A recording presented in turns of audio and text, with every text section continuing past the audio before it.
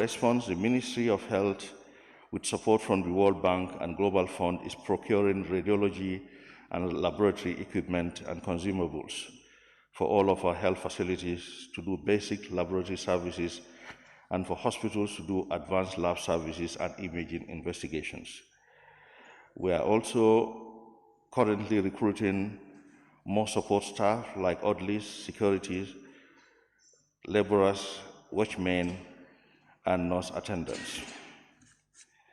The Ministry of Health will continue to engage the GPA services to ensure ferry services to ensure that there is uninterrupted services, especially at night. Our ministry will also consider the possibility of engaging partners to procure ferry ambulances to ease the burden of ferry crossing, especially at night. Mechanisms are in place to ensure early payment of the RBF subsidies. Distinguished Honorable Speaker, I thank you for your kind attention. This is our response. Thank you. Thank you very much, Honorable Minister. Honorable members, pursuant to Order 48.6 of the Standing Orders, which I now quote, after the statement has been delivered in the Assembly, a period of questions on the statement,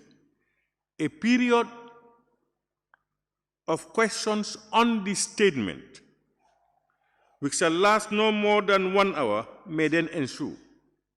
The Speaker shall determine the period taking into consideration the content of the statement, the number of members wishing to ask questions, and the pressure of other businesses.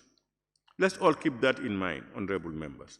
May I now invite honorable members to ask the questions relating to the minister's statement.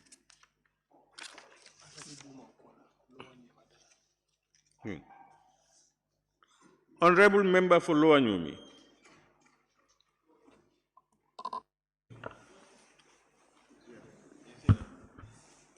Lower Nyumi is not in.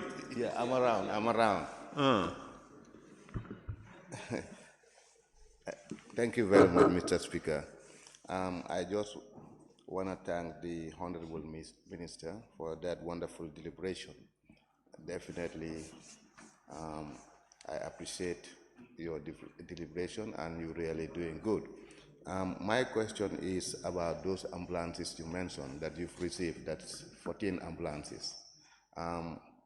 Is First Njagachoy Health Center is going to be allocated with one and to replace that of the community ambulance for Tuba Angale?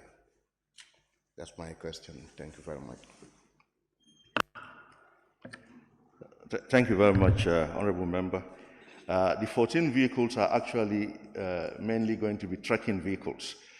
This will release the pressure on the ambulances because, as we know, in some areas the ambulances are used to carry the sick people, but equally speaking, if our staff are leaving a health facility to go into the communities to carry out immunization services, they use the ambulances, which is not ideal. So we thought we should separate them so that the ambulances stay in the facilities to carry out their work whilst these vehicles. So we hope to get more ambulances from partners, then this will be considered that time. Thank you. Honorable Member for Brikama South. Thank you very much, Honorable Speaker. Honorable Minister, I just want to inquire when actually is Brikama District Hospital going to be built? Specific time.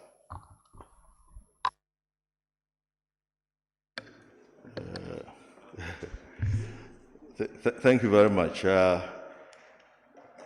Unfortunately, I do not know exactly when, but various steps have already taken place.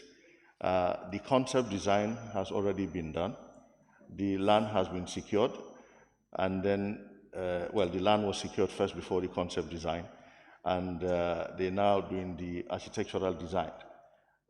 So how long, but we're hoping before the end of this year, that's our hope, that the foundation stone will be laid, inshallah. Yeah, thank you. Honorable Member for Banjul North. Thank you very much, Honorable Speaker. Honorable Minister, thank you very much for fulfilling Standing Order 100 by coming here to respond to our recommendation. But listening to your response, I will also want to know, is there any future between the Ministry of Health and Riders for Health? Understanding that there is a lot of areas that the ministry is currently owing the Riders for Health. Thank you. Sorry, I didn't get that. Is there any future? Is there any future Okay. between the Ministry of Health and Riders for Health? Understanding the areas that the ministry is currently owing the Riders for Health. Yes. Thank you very much. I think the arrangement between the Ministry of Health and Riders for Health, in as much as there had been complaints in the past and even at present, but I think the issue is sometimes if we do without something, then we wonder what the alternative could be. So that is the situation. Because the ministry is in no position to manage that fleet of vehicles. If you want, if ministry will have to manage these ambulances, it's a nightmare situation. So the Riders for Health arrangement, certainly we believe is a good arrangement. We need to keep on reviewing it, and we need to keep on monitoring to ensure that the right things are carried out. The area issue is because of funding challenges we have with the Ministry of Finance. What is actually budgeted, unfortunately, is not what they receive, what we receive to transfer to Riders for Health each month. If I remember well, I think $9 million is budgeted monthly, but unfortunately, we've not been receiving that most of the time. So each month, areas keep on accumulating. So that is a problem. So it gets to a level that they also complain and ground some of those vehicles. So it's a challenge. So we certainly would like more support from the Ministry of Finance to ensure that this is carried out. But we think the riders arrangement for now is useful, because then with all our challenges in the health sector, with all the problems we have, we'll now be thinking of fueling an ambulance. The permanent secretary will be called that an ambulance has broken down. The battery has been stolen, the fuel is stolen, the tire is faulty. So all this burden is now on the Riders for Health, and that allows us to concentrate more on other activities. Thank you. Honorable Member for Woodley East. Yes, thank you, Honorable Speaker. Honorable Speaker, can the Honorable Minister help the National Assembly explain clearly the policy on fuel supply or fuel ration to the community ambulances? How much is provided to each ambulance, and whether that is sufficient for now? Thank you, Honorable Member. Offhand, I may not be able to remember exactly, but I think it varies depending on the location of the ambulances, because some are far away from some of the communities and some are close by.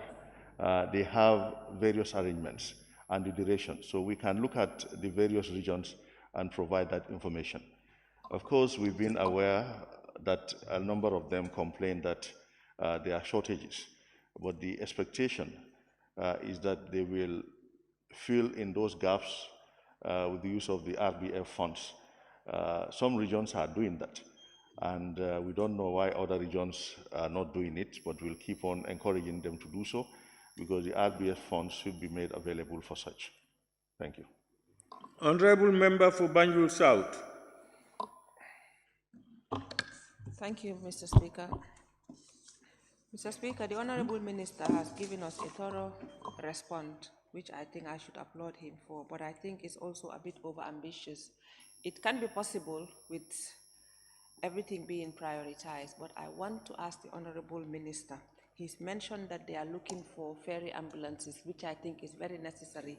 Looking at the incident that had recently happened in the ferry, where we had a patient died crossing from the North Bank to Banjul, and I think that is a necessity. But how feasible is that, and are we going to see that in the budget? And how is it going to be managed and run, since your transport logistics is done by the Riders for Health? Thank you. Thank you very much, Honorable Member. Yes, it's a new area that we may want to venture in, because we totally agree that it's not acceptable for a sick person to be on one side of the river where the health facility is across, and their condition deteriorates. This has gotten better around the North Bank West by the provision of an obstetrician gynecologist in SL and the conduction of cesarean sections in SL. But certainly not all services are available there. So the need to have people being ferried across quickly is still there. So we'll need to do the feasibility study. We'll need to make an assessment, but it's something that we have started thinking of. But we need to do the thorough story. It's not an easy thing, though, without the experience, but we hope we could equally get technical support for that. Honorable Member for Nyanija. Thank you very much, Honorable Speaker. Honorable Minister, thank you very much once again for coming back, replying to our recommendation. This is the second time for the records. Honorable Minister, I'm just interested to ask about the community ambulance issue that you've mentioned. What is the way forward to sustain them? Because you keep saying in your reply that you normally have shortfall in your monthly subvention, and it is very difficult to sustain them by doing that. I remember before you were using the COVID fund, which is no more there. So what is the sustainable way of doing it? Wouldn't you include it in the Riders for Health contract under, is it the TRM, Transport Resource Management? I think that will be the solution to this problem. Thank you. Thank you very much, Honorable Member. Honorable Speaker, I think the community ambulances are very useful. We've seen the difference they've started to make in the lives of the people who are far away from the main roads and the health facilities. For sustainability, we need resources. We need adequate fuel for these ambulances, and we need regular, timely, routine maintenance to be carried out so that they will last for years and years. Without this, it's going to be very difficult. But one thing we also need to ensure is to ensure that the ambulances do ambulance work, because we had reports, and we dealt with those, of people trying to use the ambulances for other things. We had a report of someone taking it across the border, one of the ambulances into Senegal, for whatever reason we don't know, for private reasons, so to say. So those are issues of abuse, and we are dealing with them. But how do we want to deal with it comprehensively? The German government is giving us some support, so we've asked them to help us design and establish an ambulance command center, where these ambulances are going to be, the GPS equipment are going to be installed in all these ambulances, so they will monitor where they are supposed to be. That will also help us monitor the fuel consumption to ensure that fuel is actually used for carrying patients. So increase in the resources, but equally speaking, monitoring to ensure that the resources, the fuel is not wasted. Thank you. Honorable Member for Janyambure. Thank you very much, Honorable Speaker, and thank you very much, Honorable Minister, for your responses. If I may ask, you have talked about, or you have responded about the issues of ambulances, and I think this is the second time I have been also raising the issue of having an ambulance for Janjanbureh Major Health Center or Janjanbureh Health Center. And I want to ask, what are the efforts of the Ministry of Health in ensuring that the people of Janjanbureh and its surrounding are able to have an access to an ambulance service? Thank you. Thank you very much. As mentioned earlier, as part of the contract with Riders for Health,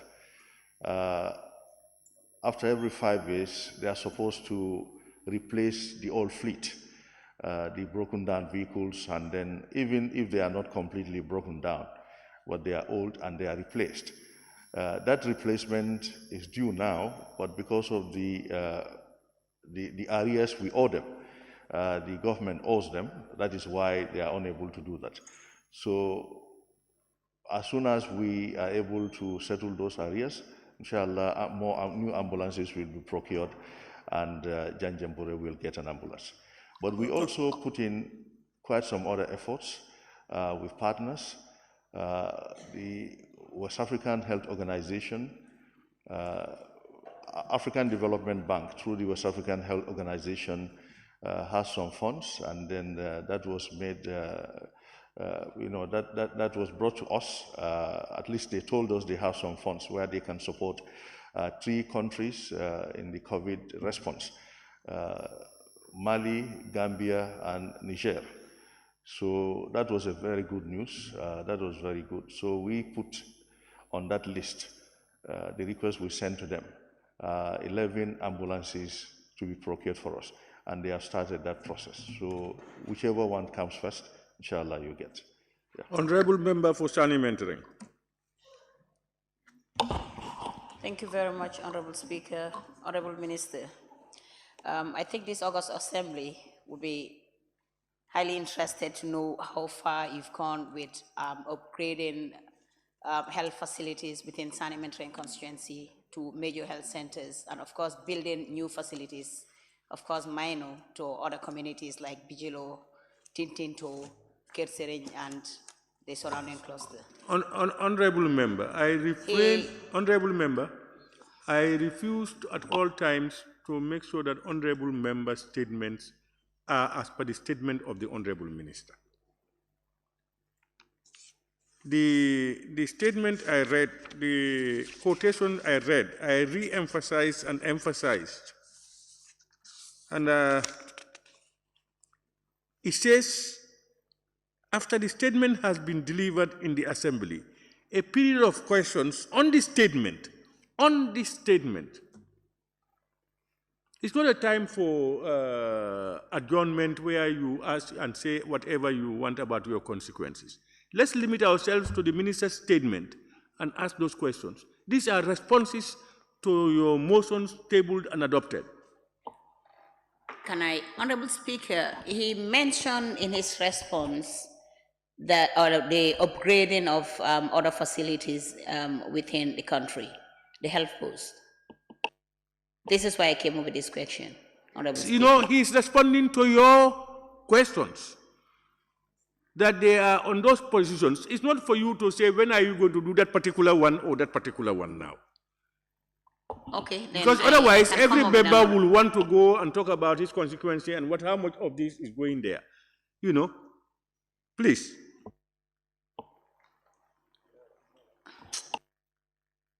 Honorable Member for Sani Mentoring. Anyway, Honorable Speaker, Honorable Minister, I just wanted to know the status of upgrading the health facilities within Sani Mentoring, especially Sukuta and Brufut. Thank you. Thank you very much, Honorable Member. Honorable Speaker, a thorough assessment had been made of the Sukuta Health Center to upgrade it, put up a new structure, a new outpatient unit, and a theater for that matter, so that it can be upgraded, including laboratory services and ultrasound services, imaging services. Unfortunately, because of funding constraints, we were unable to implement that. The plan was to have started that since last year. Now, the facility in Brufut has also been assessed. We visited all these facilities ourselves, and for a similar reason. The Kersering, there is a community facility that's incomplete, and we visited that place. The request was to help upgrade it. Our team has already done the assessment, and we're hoping we get funds to be able to do those. So it's not easy. Many of them is the funding challenge. But the window of opportunity is that we've been able to convince Global Fund to first help us do a thorough assessment of all the health facilities in this country so that we properly stratify them. We have what we call health post, what a health post should look like, what equipment should it get, what range of services should it provide, and what level of staff should it get. So World Bank is going to do that for us in a very scientific way, Global Fund in a very scientific way, and then we have a benchmark for all these facilities. And for each facility, then they will identify the gap. So the plan is, in our minds, when World Bank Global Fund finishes with this, we say, yes, well, you yourself, you said this is the problem. So how can you help us resolve some of it? So because it's their document, we believe they will buy into it. And from communication with some of them, some of the staff, they believe that when that document is put forward to Global Fund and other partners, we'll get a lot of buy-in because the document was produced by themselves. So this is our plan, and hopefully before the end of this year, inshallah, they will do that.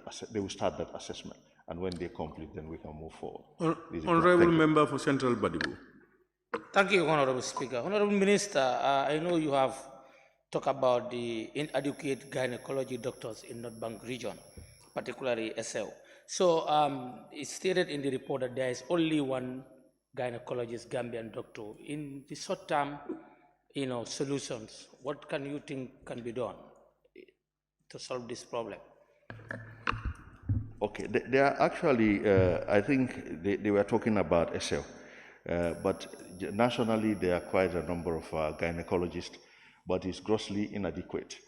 So what we are doing, of course, we are training people. And the last time I did say, 5 of our young doctors have become members of the West African College of Surgeons, passing their membership exam in obstetrics and gynecology. That's a big plus for this country.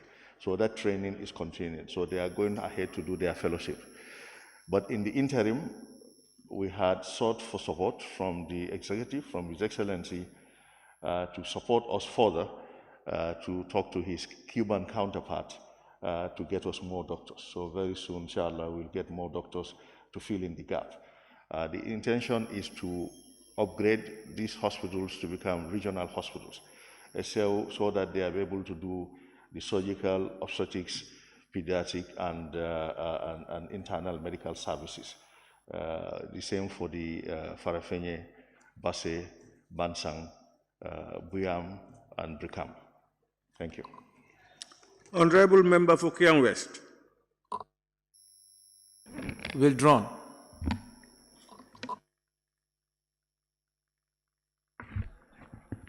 Thank you, Honorable Speaker. Honorable Minister, I just want to ask, I asked about the community ambulance last time, about how they get their fuels, and then your response was that was with the ministry. But I want to know when they are to refill, are they going to the RHD office at the region, and then for how often they go and fill? Is it weekly or monthly? And how many liters do they take? Yes, thank you, Honorable Member. I just answered a similar question from the Honorable Member for Woodley East. I don't remember, I don't know exactly how much each of them gets, but it's variable depending on their distances from the referral sites. So these details are typically left to the regional directorates to handle. So those that get the fuel from the central regions, they get it from their regional directorates where the riders is located. You know, Riders for Health, they have fuel dumps across. Now, if they are now going to use their RBF funds, they will certainly get it from the commercial fuel supply, the fuel pumps. So it depends on where they are getting the fuel at that particular time, if they use the RBF. But we know the challenges are there. And the challenges, to resolve the challenges, we need the funds. We typically need funds to ensure that they get adequate fuel. However, we also need to monitor that the fuel is not abused, by doing other things that is not taking patients. That is why we get in centralized command services for the ambulances.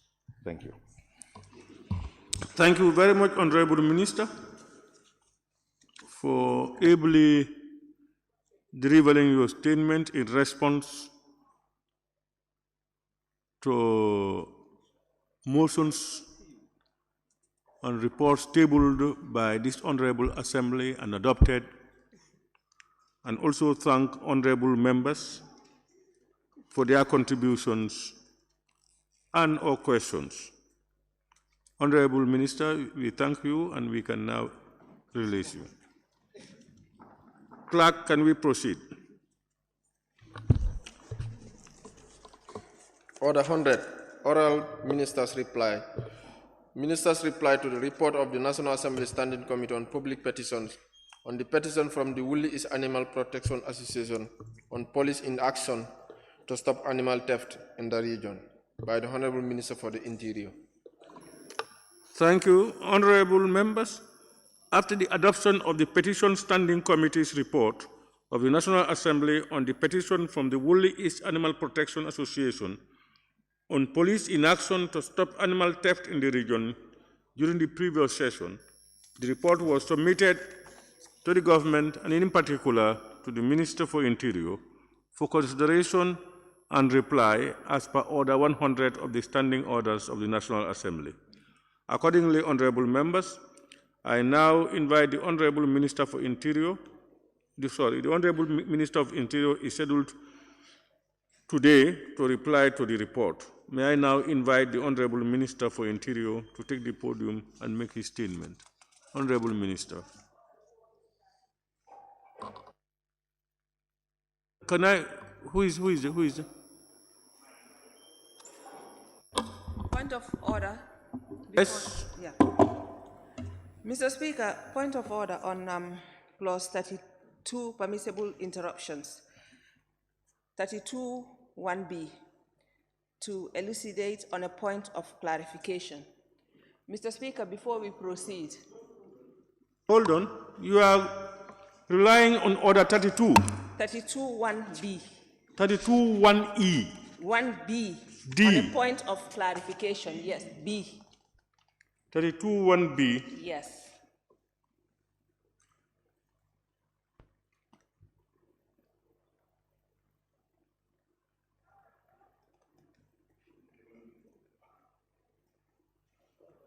Mr. Speaker, before we proceed, we need to clarify something on this floor, because we cannot leave this assembly today without making it a point to make everybody know that what the minister said needs to be clarified, because the Minister of Tourism stood here and said that there was no fund given by this assembly. Honorable member, no, you are rising on a point of order. All right, just listen. Honorable, please. You are rising on standing order 32, permissible interruptions. Yes. B. B, it says no member. B. It's 1B. It's not B, it's 1B. Yes. So it's no member except the speaker shall interrupt another member except one, then you have A and B, except B. On a point of clarification. To elucidate on a point of clarification some matter raised by another member in the course of his or her speech, provided that the member speaking is willing to give way and resume his or her seat. So this has no bearing. You have the honorable, the one you are talking about has gone. And in fact, if you are to invoke that, the member himself or herself to give you the permission to go ahead. Speaker, it's two parts. It's to elucidate on a point of clarification, and then the second part on some matter raised by another member. Yeah, but on another matter, yeah, even there. For clarification. Honorable member, even there is subject to the person taking the floor to grant you. And in fact, we are not at that level. That could have been done when the person was on the floor. Mr. Speaker, So, we need to make Honorable Member, clarification it on the is matter. please ruled out. Can we now allow the Honorable Minister for Interior to proceed? Honorable Minister. Thank you, Honorable Speaker. Thank you for inviting me to discuss the recommendations of the committee that looked into the report from the Woolly East Animal Protection Association on police inaction to stop animal theft in the region. I'll just go straight to the recommendation. Number one was that the Basse Police Station and Sarengai Station institute effective community policing and network that shall involve Animal Protection Association, chief, alkalolus, and other traditional leaders. According to the concept of community policing, these are all individuals who have been co-opted to deal with community policing issues. Presently, the UNDP is really assisting us, and the community policing unit is going around all the districts trying to sensitize the various communities about this particular aspect of policing so that they can deal with the issues arising in that area. The second recommendation was provision of patrol vehicles for police station and the paramilitary in the area to ensure close tracking of animal rustlers and effect swift arrest. We have a problem with budgetary allocation when it comes to vehicles and so on in many of these areas. I have discussed this here before, and we are very keen to ask our members in National Assembly to really assist us to secure the funds so that we can obtain this. I also want to report that the GIZ has come up with the idea of building about 7 new police stations around the country, and this will be spread over. I don't have the exact locations of these, but 7 new stations are going to be built, similar to what we have at Serekunda and Bundnu. Capacity building for police officers in the region, especially on provisions and implementation of the GLMA Act to ensure a proper documentation and licensing of livestock dealers in the area and develop required knowledge on the implementation of the provisions of the Act. I accept this recommendation, and we will make sure that our officials are trained to really build up their capacity so that they can deal with these issues as they arise. Number 4, the police are advised to enforce all laws enacted by National Assembly, irrespective of whether there is any memorandum of understanding. This is part of the mandate of the police, making sure that all laws are enforced. We do that as much as we can, but sometimes we go to the point of even arresting miscreants and so forth, take them to court, and the cases last forever. So police are doing their role. The Inspector General, number 5, the Inspector General of Police should put in place a posting policy for the police to ensure that officers do not overstay at postings to compromise their effectiveness. It's a very good recommendation, and as far as I am aware, police officers posted in various areas are subject to a system of posting whereby after a certain period they are removed and taken to other areas. I wouldn't deny that sometimes some officers overstay in certain areas, but we will try to rectify that by making sure that is a robust policy in place so that police officers posted in areas do not overstay. I just have to also add that sometimes it's difficult. You have police officers acting very effectively in areas, you want to move them, the communities come again appealing for them to be allowed to stay longer. Sometimes because of our various relationships, we allow that to happen, but I think the recommendation is a very good one. Number 6, that is Section 180 of the 1997 Constitution called for the establishment of police council should be reviewed by the Standing Committee on Human Rights and Constitutional Matters. It's a good recommendation. These are some of the developments that we expect to have a police council. The documents, when I was police advisor, this was something that we discussed seriously. and it will really improve our performance as far as policing is concerned. The Woolly East District should have a police station to help curb animal theft and other crimes. Like I said earlier, there is a desire to build police stations in many areas, but without really funding, we will struggle to do this. Essentially, police coverage throughout the country is a right of every district, so if we can really build police stations in those stations, we will do that. I really appreciate this. In fact, this association met me at the office of the Attorney General, where they expressed their concern about issues arising. And it was during that engagement that I met with some of them and came about with the trying to secure for them a borehole. This came out of personal relationship with them. I promised, and we were able to deliver one. One is still to be delivered.